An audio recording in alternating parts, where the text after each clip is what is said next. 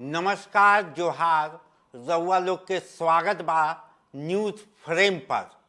बिहार चुनाव की हर हलचल को लेकर हम इन सब हाजिर हैं आपके पसंदीदा शो विश्लेषण में। आज 17 नवंबर को बिहार विधानसभा चुनाव के पहले फेज के नॉमिनेशन का आखिरी दिन था और इस आखिरी दिन 101 सीटों पर चुनाव लड़ने वाले सारे दिग्गजों ने अपना अपना नॉमिनेशन भर दिया। लेकिन बिहार चुनाव में आज का दिन सुबह से ही बहुत ही रोमांचक करने वाला था। सबसे पहले आज अमित शाह, जो कि अपने 3 दिवसीय दौरे पर बिहार आए हुए हैं, वो नीतीश कुमार से मिलने उनके घर पहुंचते हैं और उनके घर पहुंचते ही नीतीश कुमार उनसे मिलते हैं। और ये जो तस्वीरें आप अपने स्क्रीन पर देख रहे हैं, इन तस्वीरों को देखकर आपको ये समझ में आ रहा होगा कि ये एक औपचारिक मुलाकात थी और ये दोनों नेता आपस में मिलकर चुनाव की रणनीति बना रहे थे। लेकिन इन तस्वीरों के पीछे की जो सच्चाई है वो हम आपको आज अपने विश्लेषण में बताते हैं। दरअसल नीतीश चचा इतने जोर पमक गए थे कि उन्हें मनाने के लिए अमित शाह को उनके घर पहुंचना पड़ा। बिहारी भाषा में बमकने का मतलब होता है कि वो गुस्से में थे और उस गुस्से को शांत करने के लिए अमित शाह उनके घर पहुंचे और उनके गुस्से की वजह भी बहुत ही वाजिब है। जिस तरीके से अमित शाह ने अपने पिछले इंटरव्यू में एक न्यूज़ चैनल को ये कह दिया था कि बिहार के मुख्यमंत्री बनाने वाले वो कौन होते हैं, ये तो गठबंधन की राजनीति है और एनडीए गठबंधन बिहार में चुनाव लड़ रहा है और चुनाव के बाद गठबंधन ही तय करेंगे कि बिहार का मुख्यमंत्री कौन होगा।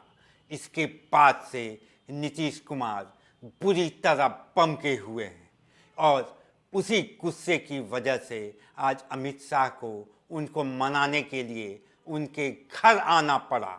और इसकी पृष्ठभूमि पिछले सीट शेयरिंग के दिनों से ही शुरू हो गई थी। जिस तरीके से नीतीश कुमार की पार्टी जेडीयू को 101 सीटें दी गई, लेकिन नीतीश कुमार 110 सीटों की मांग कर रहे थे, लेकिन उनके 9 सीटों को काट कर एलजेपीआर यानी चिराग पासवान की पार्टी को दे दी गई। और जिसके बाद से नीतीश कुमार गुस्से में थे। उनका गुस्सा इतना था कि उन्होंने 4 सीटों पे अपने उम्मीदवार जो हैं वो चिराग पासवान के अगेंस्ट उतार दिए हैं। और उसके बाद से अमित शाह का ये स्टेटमेंट कि बिहार का मुख्यमंत्री कौन होगा ये हम अभी प्रोजेक्ट नहीं कर सकते हैं। पिछले दिनों हमने ये भी देखा कि प्रधानमंत्री नरेंद्र मोदी ने भी अपने स्टेज से या अपने मंच से एक बार भी नीतीश कुमार का नाम मुख्यमंत्री के कैंडिडेट के या उनके दावेदारी की बात अपने मंच से नहीं स्वीकारी है। जिसको सुनकर और जिसको देखकर नीतीश कुमार बहुत ही गुस्से में थे। और ये सारा तर्ज महाराष्ट्र के तर्ज पर हो रहा है।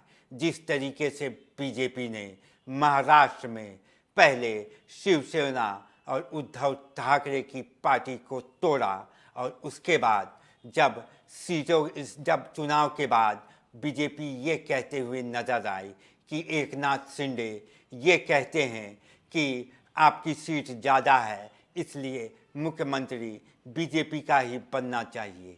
क्या उसी तर्ज पर बिहार में भी चुनाव के बाद बीजेपी यही कहने वाली है कि नीतीश कुमार ने कहा कि आपकी सीट ज़्यादा है इसलिए आप अपना मुख्यमंत्री बना सकते हैं।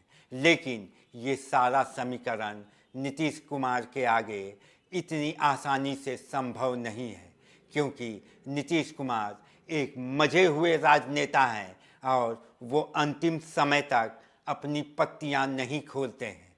लेकिन जब वो अपनी पत्तियां खोलते हैं तो बिहार की सत्ता डगमगा जाती है और बिहार में सत्ता परिवर्तन होना 100% मुनासिब हो जाता है। इसलिए ये बिहार में सरकार किसी की भी हो, लेकिन मुख्यमंत्री नीतीश कुमार ही बनते हैं।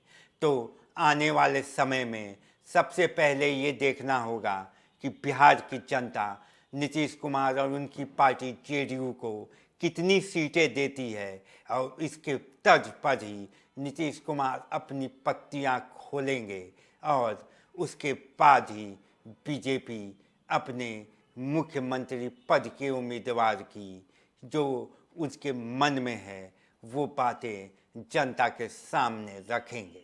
अभी के लिए बस इतना ही। देश दुनिया और बिहार की राजनीति को समझने के लिए और पर्दे की पीछे की राजनीति को समझने के लिए आप देखते रहिए न्यूज़ फ्रेम। नमस्कार, जोहार।